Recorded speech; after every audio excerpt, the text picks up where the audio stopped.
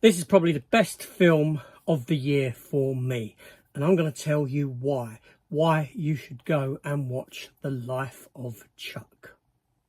Let's get into it.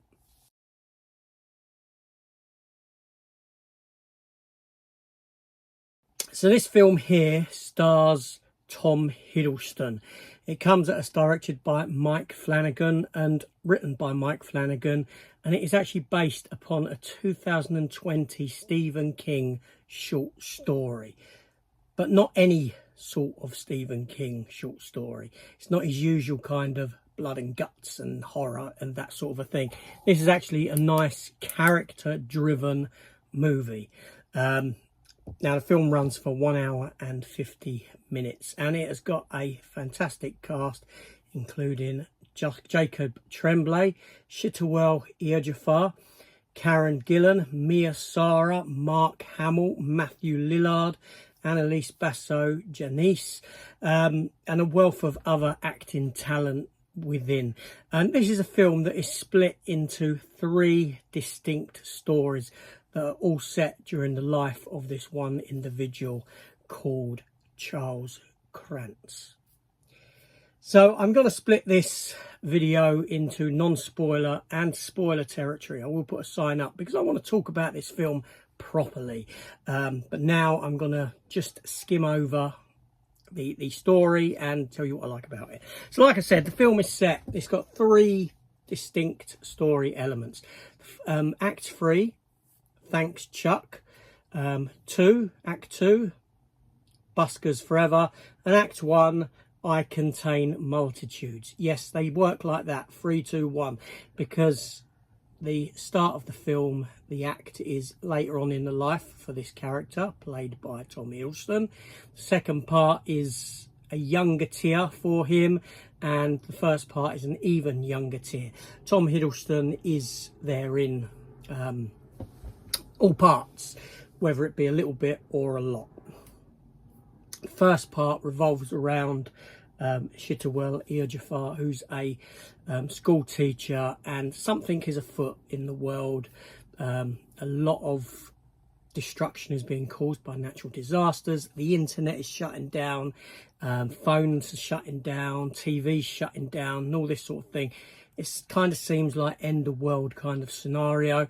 And you've got these posters up thanking this individual called Chuck, Tom Hiddleston, for 39 great years. And they're all over town. No one really knows what's going on. Chiwetel Ejiofor, he has to kind of make his way over to his ex-wife, played by Karen Gillan. Yes, 2 Marvel alumni there. Then Tom Hiddleston as well. This is full of them. But I don't want to go into any more about what goes on here and how this leads into the bigger picture. And then we go to the centre section of the film, which is Buskers Forever, which is the Tom Hiddleston centric part that gives Tom Hiddleston the opportunity to show off some of his dancing prowess. Yes, you know, he does, and he's very good with it, and it's a great segment of the film. And then you've got the first part, I Contain Multitudes. I can't really explain what that means at this stage. I will in a minute. But what you've got here is a wonderfully crafted character study of a movie. It's a movie that you come away from and you have to think about. It's one of them movies that opens with questions as to what's going on, and then things all come to pass and all wrap up and tie up by the end of the film, or in this case by the beginning of the film, or the beginning of the narrative, which is the end of the film, if that makes sense. All cast are on point. Mark Hamill does star in the latter part as Albie Krantz, a young Chuck Krantz's grandfather. His acting is a bit wonky, I'll give it that, but the rest of the cast, you know, there's some wonderful performances in this film. Everyone is on point, on strong point, and the film touches along a lot of themes of life, of death, of maths, you know, and the universe and the world and all this sort of a thing, and how we perceive the world, our journey through it. It's this. I mean, this is a great film. Now, I sat down not knowing anything about it. I looked at it. I thought, okay, Tom Hiddleston's in it. He's a good actor. Let's get into it. Let's watch it. And I'm so glad I did, because I've been yearning for a film akin to this all year. A film that isn't big, bombastic, over-the-top action, special effects, a story-driven character drama that leaves you thinking, that leaves you,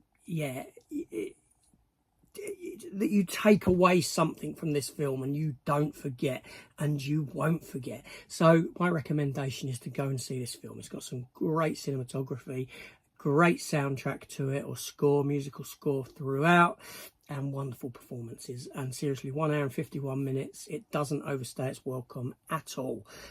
Top tier film for me for this year. Now let's get into those spoilers for the movie.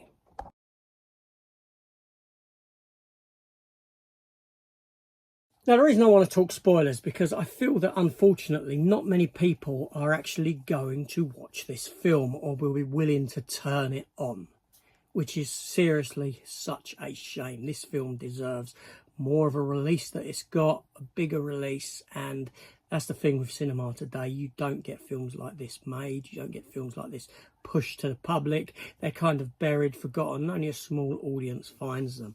But there we go. So like I said, this film starts with Act 3. Thanks, Chuck. Like I said, we're introduced to Marty Anderson, Chiwetel Ejiofor's character, who's a school teacher who, while in class, all his kids are not paying attention to him at all. They're all looking on their phones because, you know, stuff's happening in the world. You know, there's been a massive earthquake in California. There's been, you know, sinkholes opening up around the place. There's been floods throughout the world, volcanic activity, and all their phones start dying. All this sort of a thing starts happening. And the world becomes into panic, and people are wondering whether they can carry on without the internet and this sort of thing. And as things progress, this character played by Chiwetel Ejiofor, he gets a bit concerned and he wants to make his way over to his ex-wife, played by Karen Gillan, Felicia Gordon her name is, and as he gets over to see her, he meets characters along the way, characters that he kind of bounces off of and this sort of a thing. We see him in his house, and there's this locked bedroom door at the top of the house. We have no idea what's in that bedroom, all this sort of stuff going on. All this weird stuff with questions, and very kind of sci-fi kind of element to this part of the film.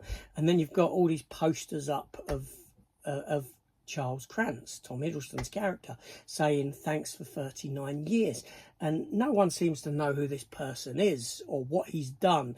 You know, he's obviously working for a bank or something. And what has he done? 39 years there. He looks quite young, this sort of a thing.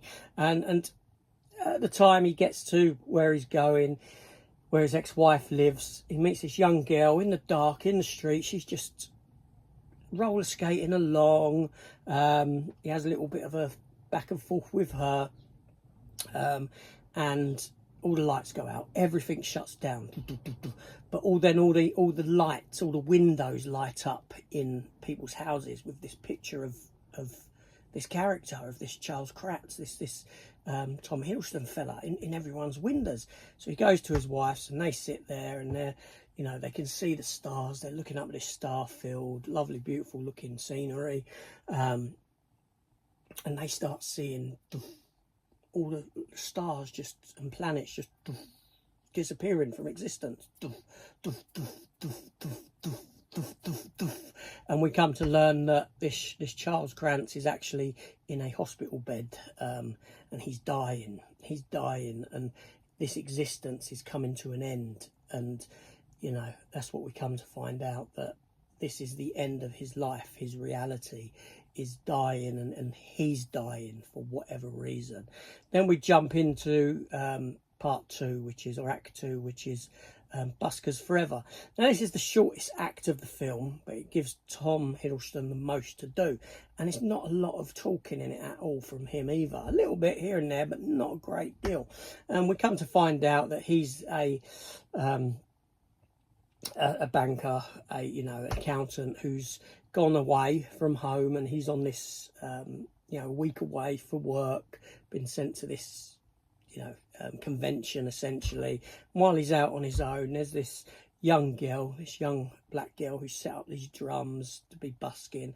She's just there playing along, and he walks past and he stops and he watches her, and there's something in her beat that gets him to start dancing, and he starts dancing. But prior to this, we've met this other individual, this other girl, who's just come out of nowhere, just dropped into the film, so to speak, and she's split up from her boyfriend. Her boyfriend's dumped her, and she's a bit annoyed, and she walks past and she starts watching him dance, and an audience of masses around, and he's just going along, and the girl playing the drums is changing the beat, changing the music style. He's going with it, with what he's doing.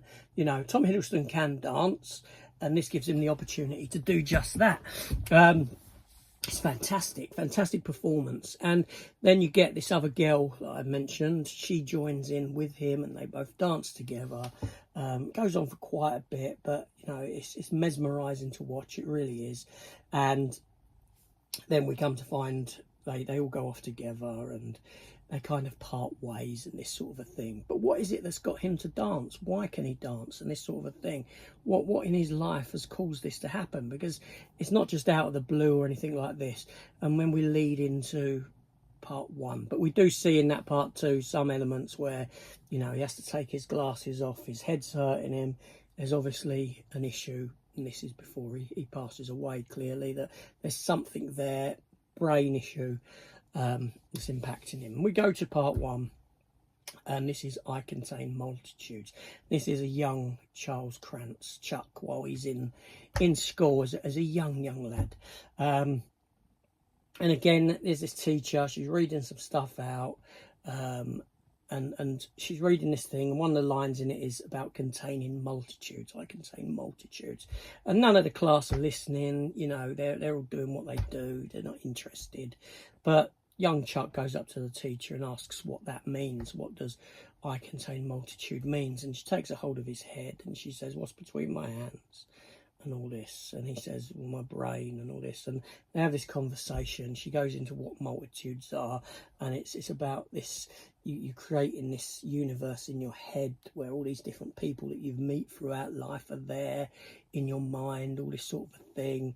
And as it goes on, he goes home, you see him with his Nan, played by Mia Sara, and she starts dancing, and he gets into it with her in the kitchen, and he grows up watching all these classic films with dance and all that in from way back when, and because he's got this love for dance and this sort of a thing.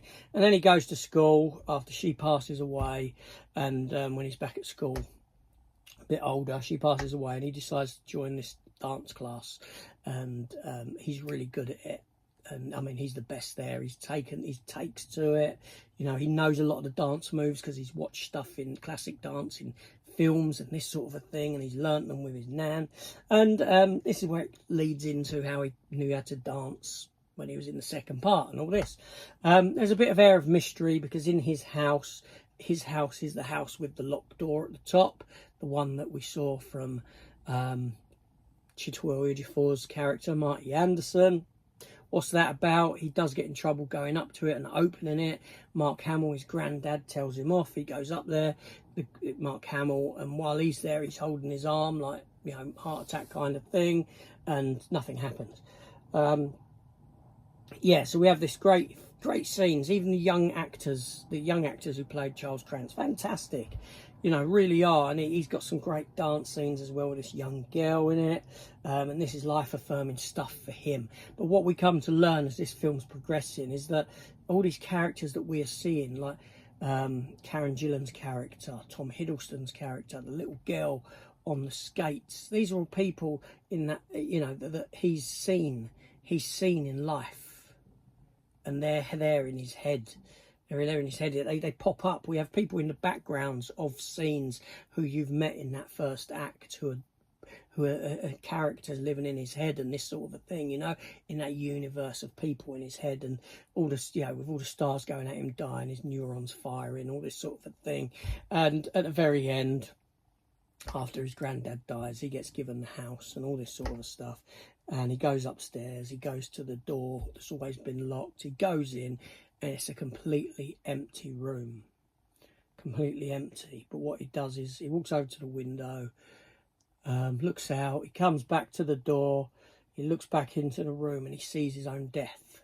He sees the moment where he's in that hospital bed and his life is coming to an end, and he kind of has a realization that what his granddad probably saw was his moment of death, and his granddad has seen other people's moments of death in that room as well, and that's why the room's been kept locked and all this sort of stuff. Seriously, it's, you know, that does sound pretty dark, but it doesn't end on a dark note. I mean, that is the end, but you know, it's a great film. It really is. You know, you've got musical bits, elements in it. In the first part, there's music playing as the world's coming to an end.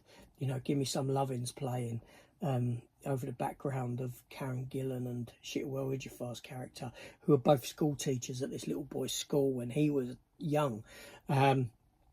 And then that's the dance that he dances with the girl to in school when he's in the dance class, when they go to like a school party thing. He dances with her to that song, and that's why she utilised at the beginning. There's all, you know, and in that first part, you know, like I said, you see people sat down drinking coffee, or in the second part, sorry, and they were in the first part. And do you know what I mean? There's so much going on, so much to take in, so much to watch.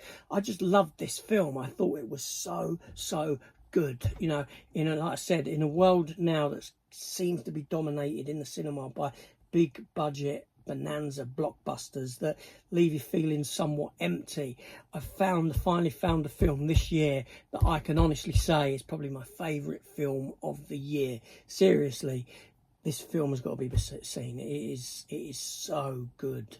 Obviously that's just my opinion. It's all subjective, isn't it? But at the end of the day, for me, this film like I went to bed thinking about it. I woke up thinking about it. I couldn't wait to talk about it. Here I am talking about it. Seriously, it's a great film. I'm sure I'm going to revisit it sometime very, very soon.